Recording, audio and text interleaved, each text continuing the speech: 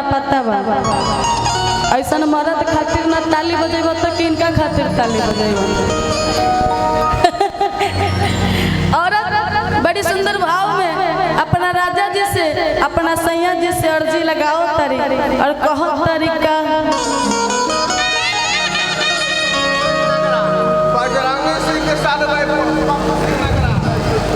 बजरंगी सिंह के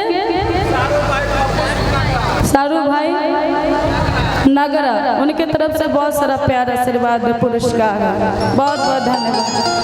बाकी भाव कहा ए राजा जी देखा तू बोलल करी ए सैया जी रउआ जब से शादी क के लाइल बानी तब से ही घर के झमेला में रउआ डालले बानी। कभी ऊ काम तो कभी ई काम तो कभी ऊ काम, कभी चूल्हा चौका बर्तन घर दुआर सब तो हमरे माथ पर लदा गइल बा। हर साल रउआ के कहिला कि सावन आ गइल बा तैका हमरो के देवघर घुमा दी तो रउआ जिद न मानिला। बाकी एब की हम रउआ के छोड़े वाला नहीं थे। औरत कह तरीका तू खड़े रही कि जिंदगी भटल कि जिंदगी भटल आग घर के झमेला में कि जिंदगी भटल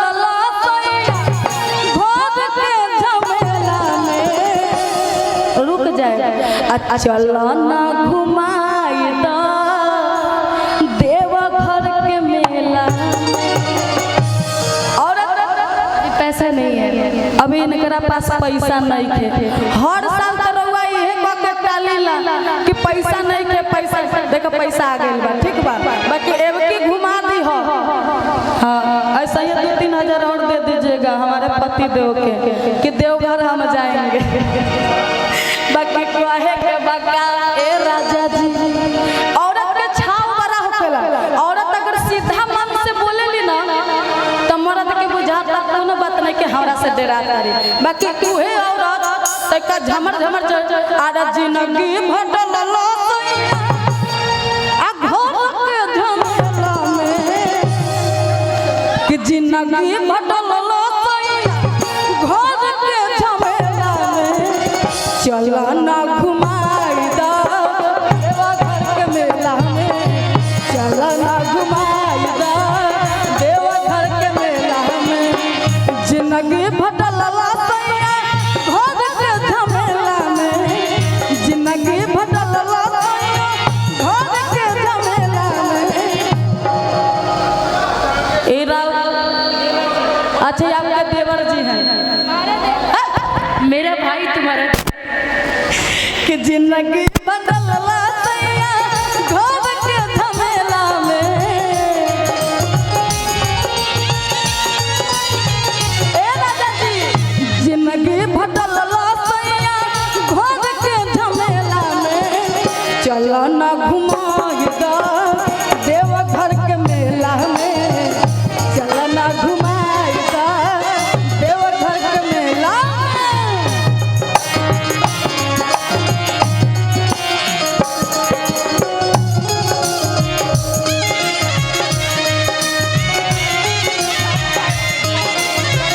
बजरंगी भाई के सारू भाई पप्पू सिंह नगरा की तरफ से बहुत सारा प्यार आशीर्वाद पुरस्कार है।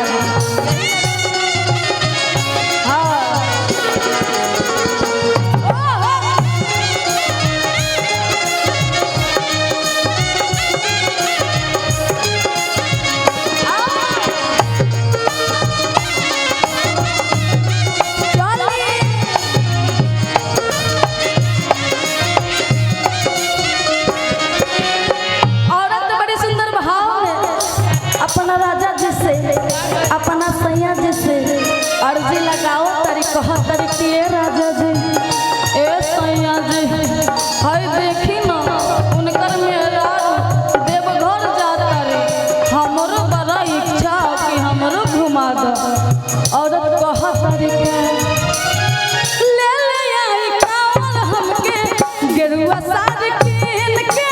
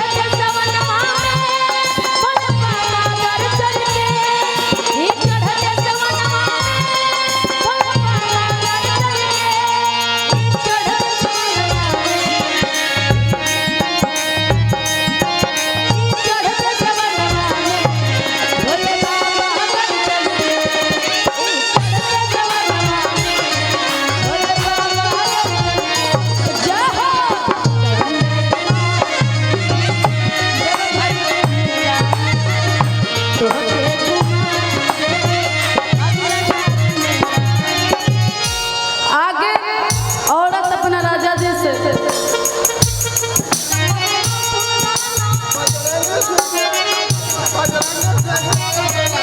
बजरंग सिंह रावण टोला उनके तरफ से बहुत सारा प्यार आशीर्वाद और पुरस्कार हो। बहुत बहुत धन्यवाद। जय माता दी। बाकी औरत बड़ी सुंदर भाव में बताओ तरीका ए राजा जी आई देख लो। बहुत बहुत धन्यवाद दोनों आदमी के। ये तक कंजूस सही हो गई।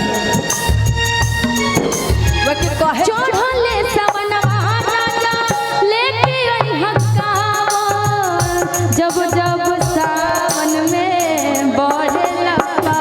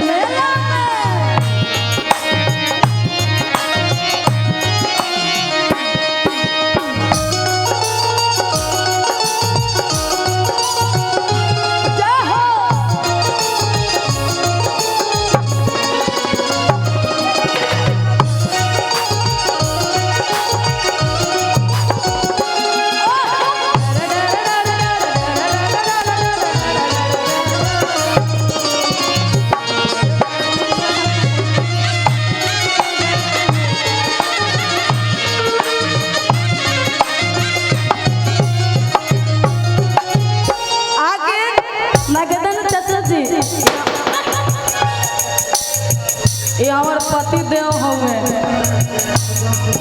भैया तरीका संभालिए के अच्छा बा। बाकी कहे के बा औरत आगे बताओ तरी और अपना राजा जी से कह तरीका। चढ़ल बा सवनवा जब से मनवा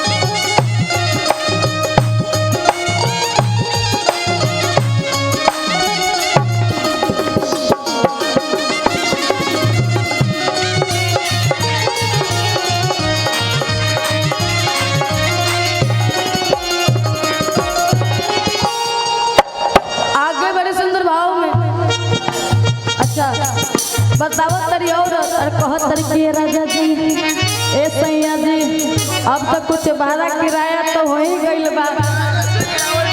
बजरंगी सिंह रावल तो उनके तरफ से बहुत सा प्यार आशीर्वाद पुरस्कार है। बाकी अब रउआ के तना छोड़ हमरा देव घर लेके चला ही के पड़ी और बहुत तरीका